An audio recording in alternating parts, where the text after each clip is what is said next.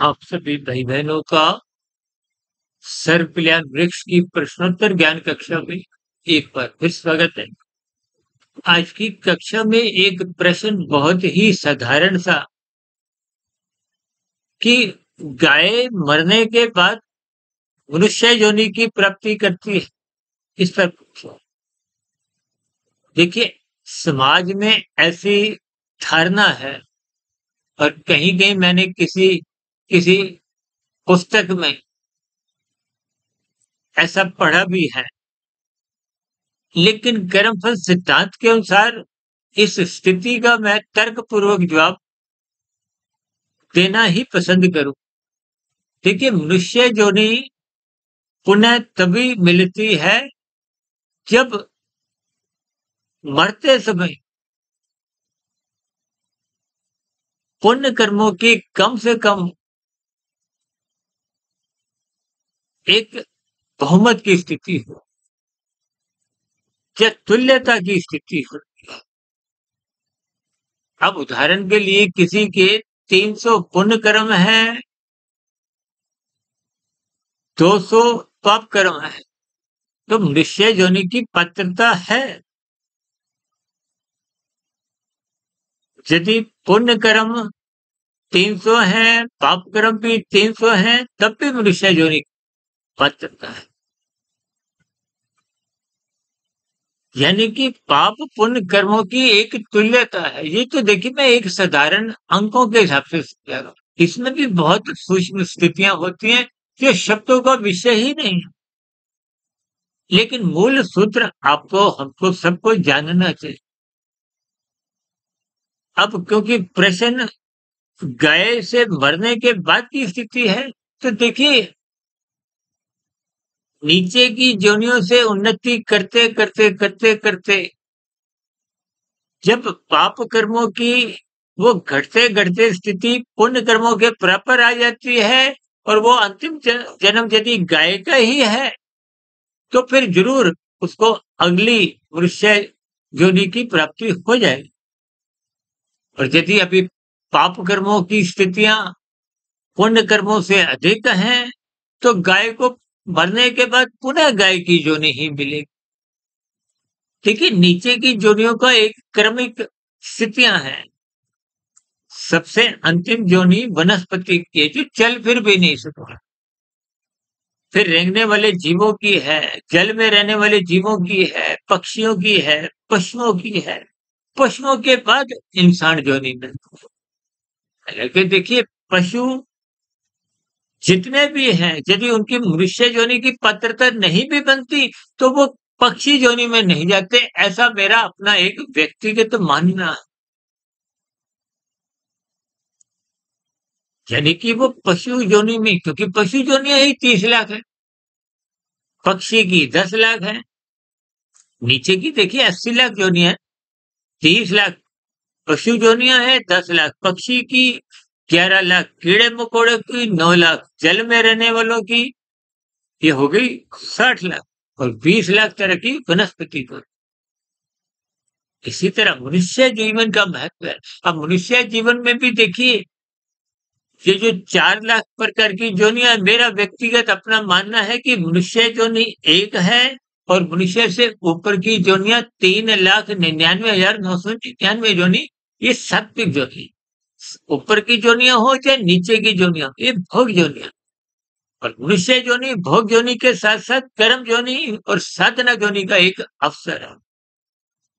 भोग योनि इस दृष्टिकोण से कि आप और हम माता के गर्भ में जब गर्भाकाल की स्थिति आरंभ होती है, तो आप हम संचित कर्मों में प्रारब्ध की स्थितियां लेकर आते हैं। प्रारब्ध का मतलब होता है जिनके कर्म कर चुके थे, वो फल देने लायक पक गए हैं। प्रारब्ध में, भोग में, देखिए, जाति आयु भोग, जाति तो माता के गर्भ में आते ही मनुष्य योनि निश्चित हो जाती। आयु का अभिप्राय सांसों से है और भोग का अभिप्राय सुख और दुख उन स्थितियों से है जिनके लिए आपको कोई नया कर्म नहीं करना हो। अब उदाहरण के लिए, यदि आपको जीवन में पुरुषार्थ ₹300 का किया, फल 500 का आया तो ₹200 का अतिरिक्त फल पहले के पुण्य कर्मों का प्रताप। आपने ₹600 की मेहनत की है, ₹60 फल आया तो ₹540 का जो नुकसान है, हानि है, वो पहले के किए गए पाप कर्मों में एडजस्ट हुए। देखिए ये सभी स्थितियां शाब्दिक स्तर पर मैं आपको अंकों के हिसाब से कुछ उदाहरणों द्वारा बात का एक मूल आधार समझा। यूँ तो इसमें भी स्थितियाँ अपने आप में बहुत ही सूक्ष्म होती है, क्योंकि मैंने बताया था शब्दों का विषय ही नहीं। लेकिन इन सभी स्थितियों को सूत्र रूप में, एक आधार रूप में आपको भी समझना होगा। शेष स्थितियाँ तो देखिए तमोगुण, रजोगुण, सत्वगुण की जैसी-जैसी स्थितियाँ होती हैं, क्योंकि गुणों के बारे में स्वयं भगवान श्री कृष्ण जी ने गीता में ही जहाँ तक कह डाला है कि ये गूढ़तम ज्ञान, तमोगुण, रजोगुण, सत्वगुण का। इसीलिए हमने पिछले लगभग 6.5 वर्षों में जो 3600 के आसपास वीडियो प्रसारित की है, और प्रसारित हो चुकी वीडियो में भी प्रत्यक्ष अप्रत्यक्ष रूप से प्रकृति के 3 गुणों की चर्चाएं होती ही होती है। और उन 3 गुणों से आपके हमारे 3 शरीर हैं, स्थूल शरीर, सूक्ष्म शरीर, कारण शरीर। और ये जो मनुष्य जीवन या गाय, पशु जोनि या कोई भी जोनि, ये भौतिक जगत पे इनका संबंध स्थूल शरीर का अभिप्राय केवल इतना ही है कि भले ही कभी-कभी देखिए ऐसे कितने शरीर हैं जो आप अपनी प्रत्यक्ष आंखों से देखने में भी समर्थ नहीं। लेकिन स्थूल शरीर देखिए परमात्मा की व्यवस्था तो बहुत ही सूक्ष्म स्थिति। जब आप पृथ्वी, जल, अग्नि, वायु, आकाश को ही नहीं आप और हम नहीं देख पाते। वायु को हम नहीं देख पाते। हम पृथ्वी में जिसमें रहते हैं, ठोस चीज़ है, इसको हम देखते हैं। आप मेरे शरीर को देख रहे हो, ये पृथ्वी तत्व की इसमें प्रधानता है।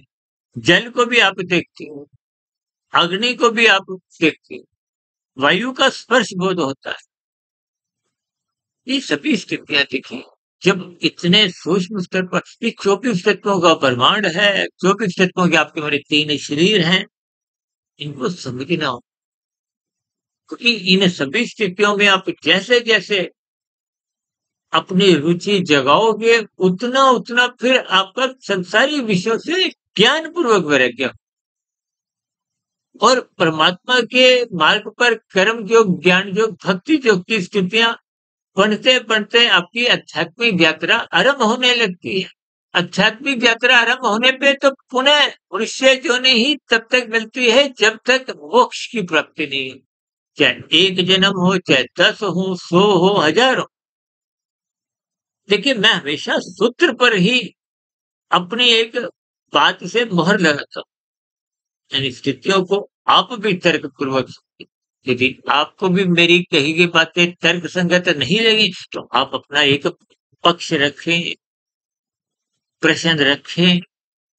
कोई आपके मन में सुझाव हो तो आप अपना सुझाव रखें। कोई कही गई बातों पर आपकी आपत्ति हो, विरोध हो, शिकायत हो तो आप अपनी शिकायत नीचे कमेंट्स बॉक्स पर रखिए, स्थितियों पर रख सको। चर्चा विशेष को यहीं विराम देते हैं। कल सुबह ब्रह्म मुहूर्त ज्ञान उपदेश कक्षा में, दिन में आध्यात्मिक ऑक्सीजन के लघु ज्ञान संदेश कक्षा में, और समय-समय पे जो हमारी 4-5 शॉर्ट्स के जरिए कुछ लघु संदेश जाते हैं, उन सभी स्थितियों में भी आप अपना ज्ञानवर्धक स्थितियां बनाने के लिए जुड़ सकते हैं। चर्चा विशेष को यहीं विराम देते हैं। इन्हीं शुभकामनाओं के साथ कि हम इस मिले हुए जीवन में आध्यात्मिक उन्नति की स्थितियों में संलग्न रहें, अपने जीवन को मर्यादित रखें, आध्यात्मिक रखें, ब्रह्म मुहूर्त में उठें, शास्त्रों का स्वाध्याय करते रहें, गुरु की आज्ञा पर अनुशासित जीवन ही जिए। ऐसी सभी सात्विक शुभ स्थितियां आपके भी बने। इन्हीं शुभकामनाओं के साथ चर्चा विषय को यहीं विराम देते हैं। सुधीर भाटिया को इजाजत दें। वीडियो विशेष पे ध्यानपूर्वक, धैर्यपूर्वक, गंभीरतापूर्वक सुनने के लिए आप सभी भाई बहनों का बहुत-बहुत धन्यवाद।